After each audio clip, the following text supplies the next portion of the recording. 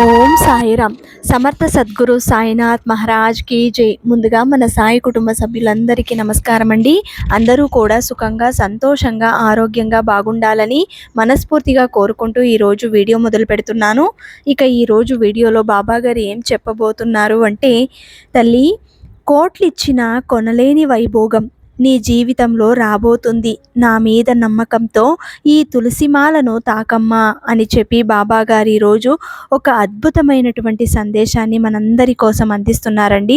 ప్రతి ఒక్కరూ కూడా మన కష్టాలు ఎన్నున్నా సరే అవి ప్రక్కన పెట్టి ఈరోజు బాబా గారు ఏ సందేశం ఇవ్వబోతున్నారో దానిని అర్థం చేసుకోవడానికి బాబాగారి మీద నమ్మకంతో తులసిమాలని తాకుదాం. జీవితంలో ఎన్ని వచ్చినా ఎన్ని పోయినా చిట్ట చివరిగా మన తోడుగా నిలబడేది ఆ భగవంతుడే. కాబట్టి ఆ భగవంతుణ్ణి నమ్ముకుందాం. ఎప్పుడైతే భగవంతుని మీద నమ్మకంతో ఏ పనులైనా సరే సక్రమంగా బుద్ధి జ్ఞానంతో చక్కటి మనసుతో ఒకరిని నొప్పించకుండా బాధని కలిగించకుండా మన పనులను మనం నిర్విఘ్నంగా పూర్తి చేసుకోగలుగుతామో, ఎలాంటి కోరికలు కలిగినా వాటిని అణుచుకొని భక్తితో దైవం పట్ల భక్తిని శ్రద్ధని వహిస్తూ జీవితంలో ఏదైనా సరే సాధించాలి అన్న పట్టుదలని ఎవరైతే పొంది ఉంటారో అలాంటి వారు ఖచ్చితంగా జీవితంలో మంచి స్థాయికి రాగలరు. తల్లి, నువ్వెప్పుడు మనశ్శాంతిని కోల్పోతున్నావు. నీ జీవితంలో జరుగుతున్న సంఘటనలను గుర్తు చేసుకుంటూ వాటి గురించే మదన పడుతున్నావు. రేపు జరగబోయే సంఘటనలు ఎలా ఉంటాయో, ఎలా నా జీవితంలో పరిణామాలకు దారి తీస్తుందో అని భయపడుతూ కూర్చున్నావు. తల్లి, ఈ సాయి ఉన్నంత వరకు ఎందుకు నువ్వు దిగులు చెందుతున్నావు? ప్రతిరోజు నీకు ఒక సందేశం ఇస్తూనే ఉన్నాను. దాని ద్వారా కాస్తైనా నా బిడ్డ ఊరట కలుగుతుంది అని ఆశపడుతున్నాను. తల్లి, రోజు రోజుకి నీ బాధలు ఎక్కువ అవుతున్నాయి అని నీ మనసులో ఆవేదన మొదలవుతుంది. తల్లి, నీ చుట్టూ ఉన్న వాళ్ళే నిన్ను ఆవేదనకు గురి చేస్తున్నారు. వారి గురించి నువ్వు ఎక్కువగా ఆలోచిస్తున్నావు. అసలు వారు నీ జీవితంలో ఏమీ కారమ్మా. ఎందుకంటే వారు నీ జీవితంలో శాశ్వతంగా ఉండరు. వారి వల్ల నువ్వు నష్టపోయింది ఇక చాలు. వారి గురించి ఆలోచించడం మానేసి ఇప్పుడు నీ జీవితంలో నీ చుట్టూ ఉన్న వాళ్ళు నీ ప్రేమని కావాలి అని ఎదురు చూసేవాళ్ళు, నువ్వు బాగుంటే చాలు అని కోరుకునేవారు నీ చుట్టూ కొంతమంది ఉన్నారు. అలాంటి వారిని ఎప్పుడూ కూడా వదులుకోవద్దు. వారు నీ ప్రేమ కోసం ఆరాటపడుతున్నారు. తల్లి, నీ జీవితంలో ఎన్ని కోల్పోయినా నీకంటూ ఒక వ్యక్తి ఉంటాడు. కానీ ఆ వ్యక్తిని మాత్రం నువ్వు దూరం చేసుకోవద్దు. మనస్పర్ధలు అనేవి సహజమే. అవి నీకు నువ్వుగా ఆలోచింపజేసుకుని వాటిని దూరం చేసుకో. ఆ తర్వాత అంతా మంచే జరుగుతుంది. ఎలాంటి మనస్పర్ధలు వచ్చినా వాటి వల్ల కలిగే పరిణామాలు చాలా తీవ్రంగా ఉంటాయి. కాబట్టి ఒక్కసారి ఈ సాయి చెప్పే మాటలు అర్థం చేసుకో. నీ జీవితం సుఖంగా ఉంటుంది. ఎప్పుడైతే నీ ప్రేమను పొందడానికి ఎదురు చూస్తున్న వ్యక్తి కోసం నువ్వు ఆరాటపడుతున్నావో ఆ వ్యక్తి మరలా నీ జీవితంలో రావడానికి ముందంజలో ఉన్నాడు.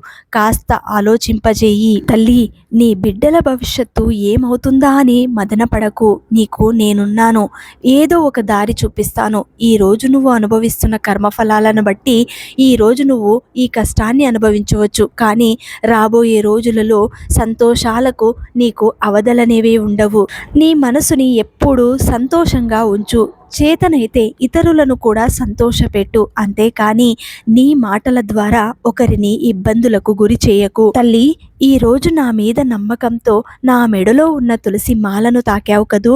అసలు ఆ తులసిమాల ఎంత స్వచ్ఛమైనదో ఎంత పవిత్రమైనదో నీకు తెలుసు. ఒక హిందువు అయి ఉండి నీకు నేను ప్రత్యేకంగా చెప్పనక్కర్లేదు.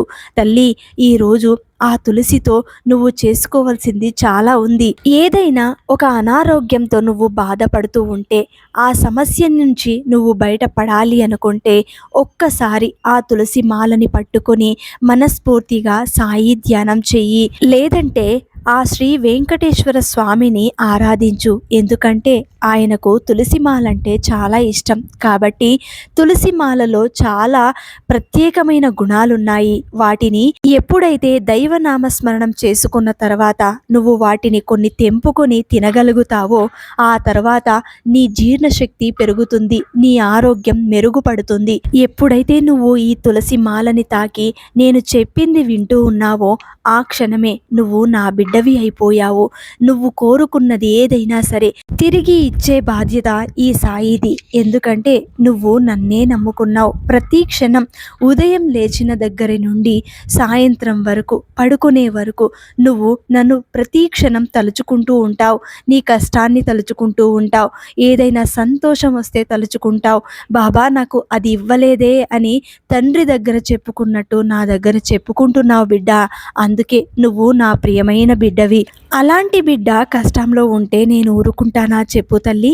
కాబట్టి ఏదైనా సరే కాస్త సమయం ఓదార్పు ఇవ్వడానికి నీకు ఈ సందేశాన్ని ఇస్తున్నాను.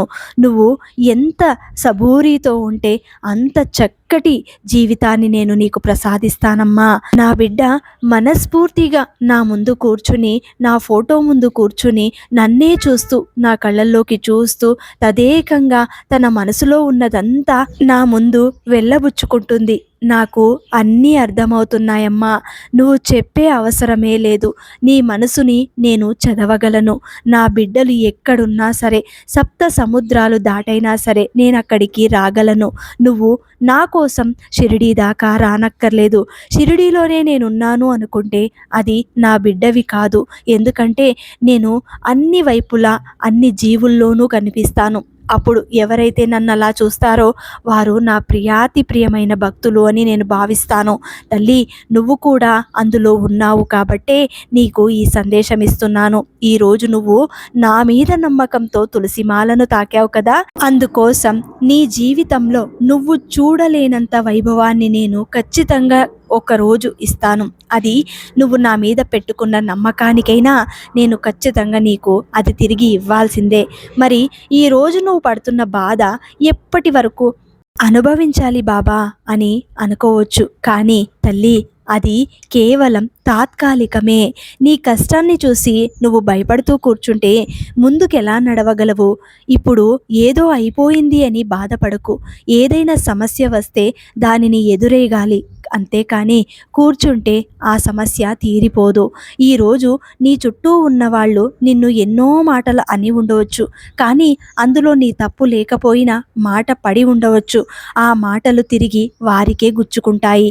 నువ్వు ఎన్ని మాటలు పడినా కేవలం నీ తప్పు ఉంటే తప్ప ఆ మాటలు నీకు గుచ్చుకోవు. నీ మనసుని ఎంత బాధ పెట్టినా సరే నువ్వు పట్టించుకోకు. ఎందుకంటే నీకు సాయి ఉన్నాడు కదా. ప్రతి క్షణం సాయి చెప్పే మాటలు వింటూ ఉంటావు కదా. ప్రతిరోజు సాయి సందేశం తెలుసుకుంటూ ఉంటావు కదా. బాబాయ్ ఏం చెప్పినా నా జీవితం బాగుండాలనే అనుకుంటావు కదా. మరి ఎందుకు ఇంకా వారి మాటలు పట్టించుకుంటావు? నీ జీవితంలో ఏది సాధించాలి అని మనస్ఫూర్తిగా నువ్వు కలలు కంటున్నావో, నీ కోరిక తీరలేదు అని ఎదురు చూస్తున్నావో వాటిని సాకారం చేసుకోవడానికి ప్రయత్నం చెయ్యి. అంతేగాని ఇతరుల గురించి ఎలాంటి ఆలోచనలు చేయకు. నీ మనసు బాగుండాలి, నువ్వు ఆరోగ్యంగా ఉండాలి. నీ ఎదుటి వారితో నీకు పని లేదు. నీ భవిష్యత్తు ఎప్పుడైతే బాగుంటుందో అప్పుడు వారే నీ చుట్టూ మూగుతారు. ఈరోజు నిన్ను హేళన చేసిన వారంతా కూడా రేపటి రోజు నీ ముందుకు రావాల్సిందే. అలాంటి వారి కోసం నువ్వు ఎందుకు ఆరాటపడతావు? తల్లి, నీ కోరిక తీర్చుకోవడం కోసం ఎలా బ్రతకాలి అనేది నేర్చుకో. నీ సాయి చెప్పే మాటలు విను. ఎలా ఉండాలి, నీ జీవితం పట్ల నువ్వు ఎలా బాబా చెప్పిన మాటలను అనుసరించాలి, ఇవన్నింటినీ కూడా నువ్వు దృష్టిలో పెట్టుకో. అంతేకాని వారు వీరు అన్న మాటలు కాదు తల్లి. ఈ సాయి మాటలు మాత్రమే గుర్తుపెట్టుకో.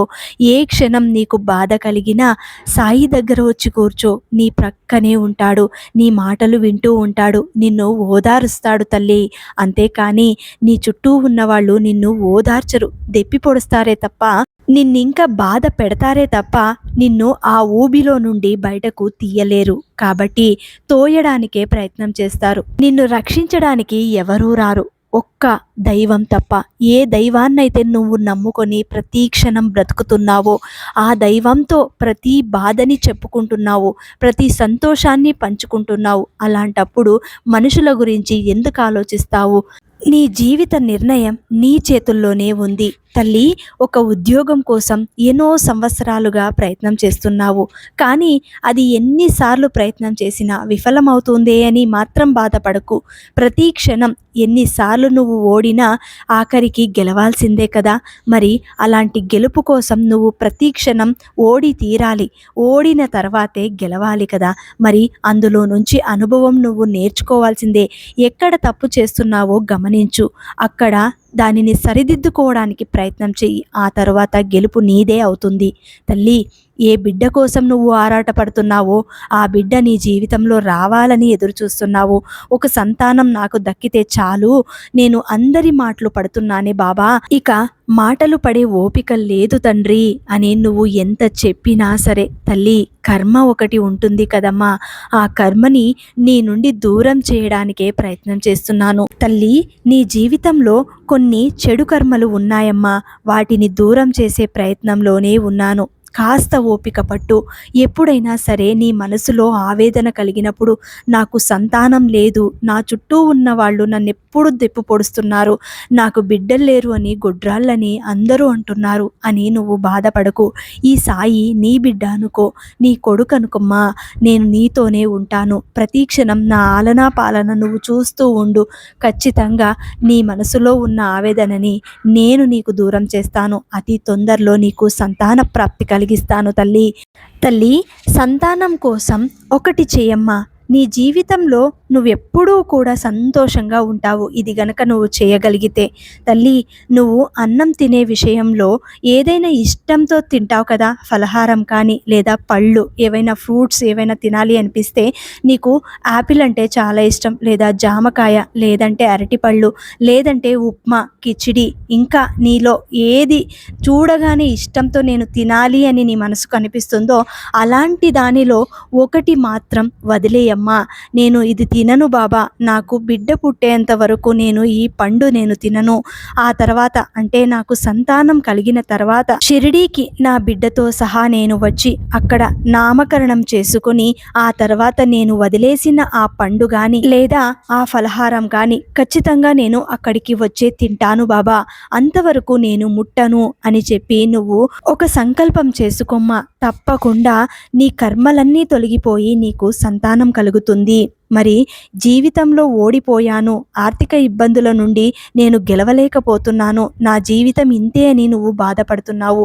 జీవితంలో స్థిరత్వం కోల్పోయినా కూడా గెలవగలను అన్న శక్తిని నీకు నేను ప్రసాదిస్తాను. ప్రతిరోజు ₹1 బిళ్ళని తీసుకొని సాయి మందిరానికి వెళ్ళి సాయి ధ్యానం చేసిన తర్వాత హుండీలో వేసిరమ్మా, లేదంటే ఒక భిక్షగానికి దానం చెయ్యి.